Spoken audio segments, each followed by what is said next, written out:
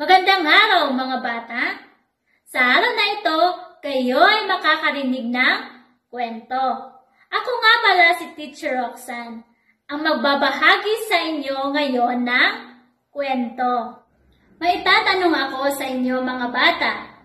May alaga ba kayong pusa sa bahay?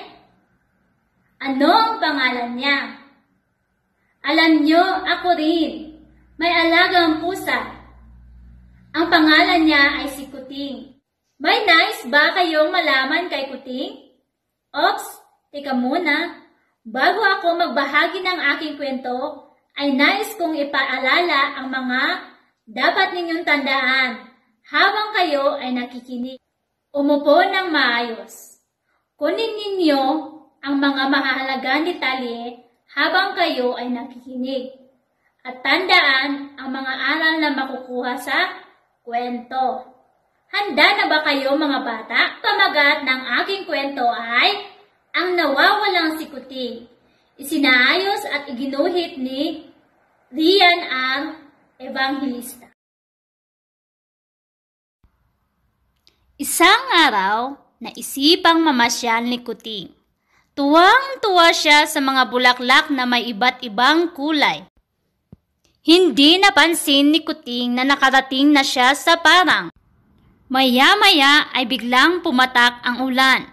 Takot na takot si Kuting.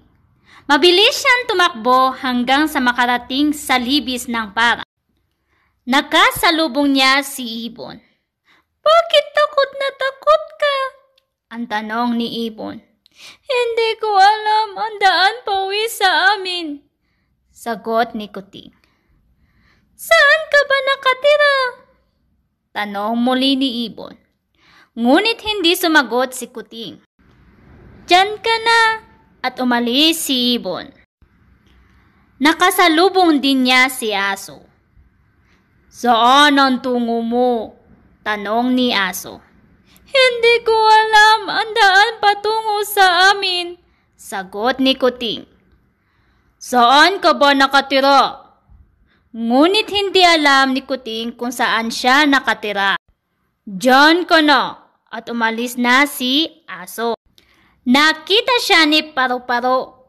Ngunit hindi talaga alam ni Kuting kung saan siya nakatira. Diyan ka na, at umalis na rin si Paru-Paro. Hanggang ngayon ay hinahanap pa ni Kuting ang kanyang tirahan. At diyan nagtatapos ang aking kwento. Tandaan natin mga bata, huwag aalis sa inyong mga bahay nang hindi nagpapaalam sa inyong mga magulang. Paalam, hanggang sa muli!